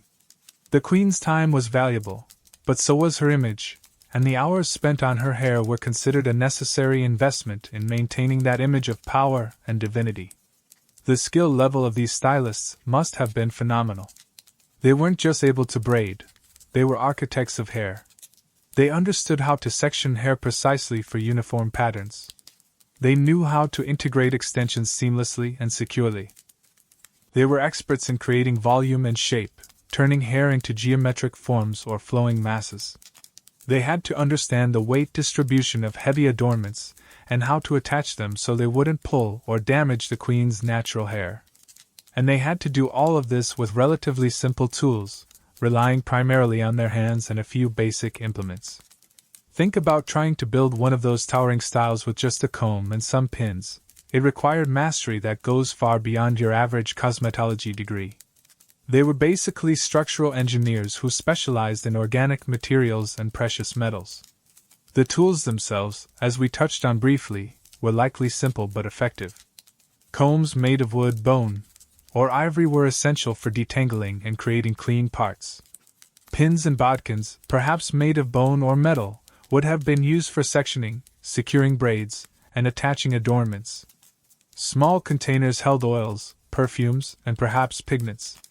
Needles and threads might have been used for weaving in extensions or attaching heavier pieces. While we don't have extensive archaeological finds of ancient Nubian hair tools specifically associated with royalty, we can infer their nature from the styles themselves and from tools found in contemporary cultures like Egypt. They didn't have flat irons or curling wands, no blow dryers or diffusers. Their magic came purely from technique, patience, and a deep understanding of hair. Historians still argue about the frequency with which these truly elaborate, architectural styles were completely redone versus simply maintained. Were the most complex styles built for major ceremonies and worn for a specific period, then partially or completely dismantled? Or were they the queen's standard look, requiring daily and weekly upkeep to keep them pristine? The answer likely varied depending on the specific style, the materials used, and the queen's own preferences and schedule.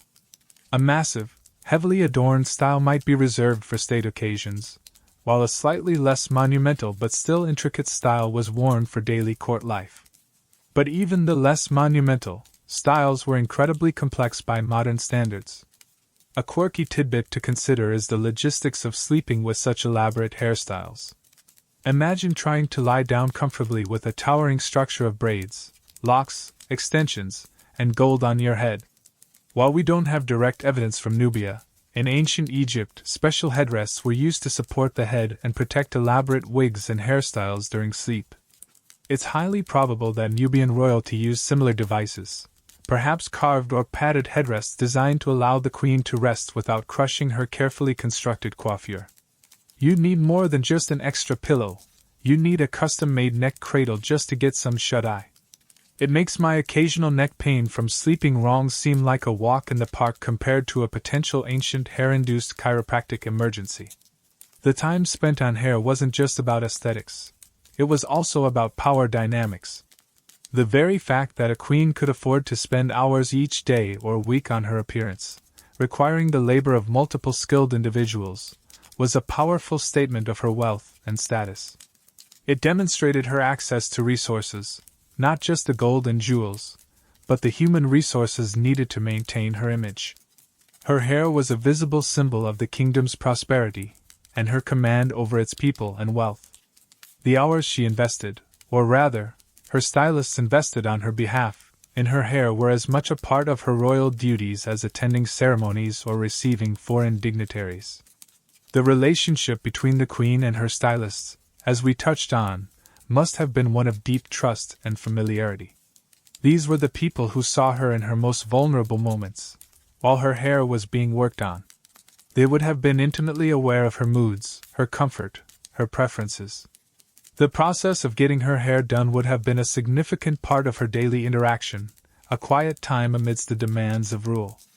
It wasn't just a service. It was a relationship built on proximity, skill, and shared time. So, as you look at those ancient depictions one last time before we move on, try to peel back the layers of time and stone and imagine the scene of creation. Picture the queen sitting patiently, the rhythmic movements of the stylist's fingers, the glint of gold as it's woven into braids, the scent of oils filling the air. Imagine the hours ticking by, the dedication required, the sheer artistry involved in transforming human hair into a symbol fit for a goddess queen. The secrets weren't just in the finished product. They were in the painstaking, time-consuming process of creation itself, the daily art of being a queen from the roots up. It makes you tired just thinking about it, doesn't it? Time to relax, almost. You've journeyed back through time, witnessing the incredible dedication, skill, and symbolism woven into the hairstyles of ancient Nubian queens. You've seen the oils, the braids, the locks, the gold, the divine connections, the cultural exchange, the hands of the stylists, and the art that preserved it all. It feels like a world far away, separated by millennia of history. But here's a thought: are those secrets truly locked away in ancient stone, or do they echo in the styles we see around us today, perhaps even in the hair on your own head? The incredible legacy of ancient African hair practices, including those perfected in Nubia, didn't simply vanish. They survived, evolved, and continue to influence contemporary styles and cultural identity, particularly within the African diaspora. The ancient echoes are louder than you might think. Think about the fundamental techniques we've discussed: braiding, twisting, locking, using natural oils for care, incorporating adornments. These aren't just ancient history, they are vibrant, living traditions, practiced by millions of people today. The cornrows you see on the street, the intricate box braids, the carefully cultivated locks, these styles have deep roots that stretch back thousands of years, connecting modern wearers to their ancestors, including those powerful queens along the Nile. The techniques have been passed down through generations, adapted and reinvented, but the core principles of shaping and adorning natural hair remain remarkably consistent. It's like a secret handshake that spans millennia, a silent acknowledgement of a shared heritage written in hair.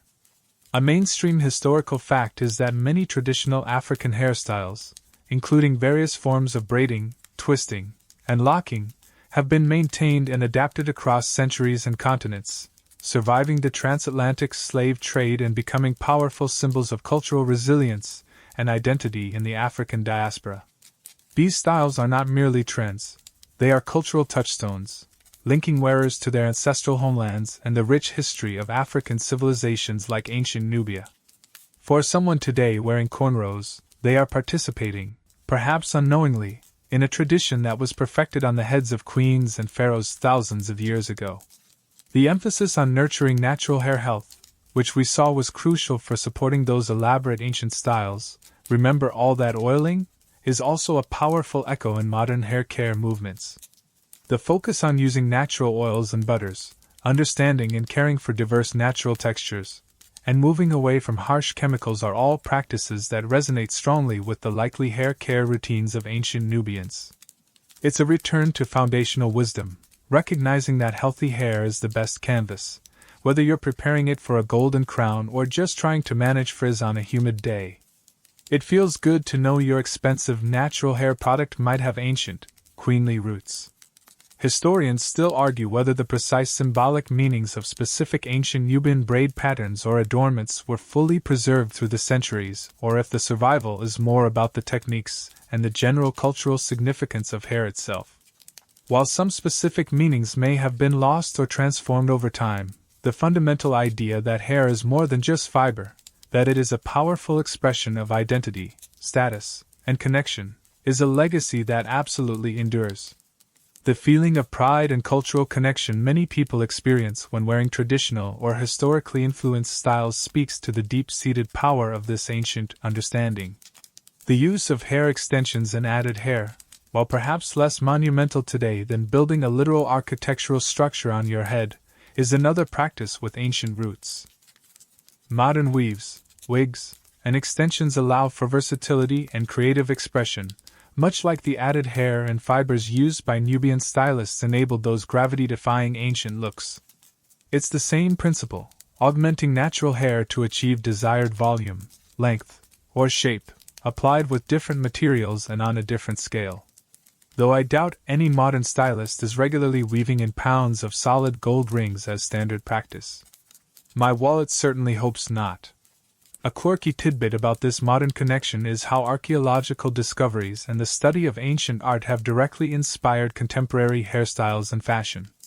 Seeing depictions of those intricate ancient styles has provided a source of inspiration for modern hair artists and designers, leading to revivals or reinterpretations of historical looks. It's a feedback loop across time, where the past informs the present, and perhaps our present understanding helps us look at the past with fresh eyes, appreciating the complexity and sophistication of ancient practices even more. It's like ancient queens are still setting trends from their sarcophagi. The enduring significance of hair as a marker of cultural identity and resistance is a particularly strong echo of the past. In ancient Nubia, distinct hairstyles were a way to assert their unique identity, sometimes in contrast to or in dialogue with their powerful neighbors like Egypt. Today, for many people of African descent, embracing natural hair textures and traditional styles is a powerful statement of identity, pride, and a connection to heritage in a world that has not always valued or understood these aspects of beauty. It's a form of visual storytelling, a way of carrying history and culture on your head. The idea of hair as a form of adornment, a place to display wealth and status, also continues, albeit in different forms.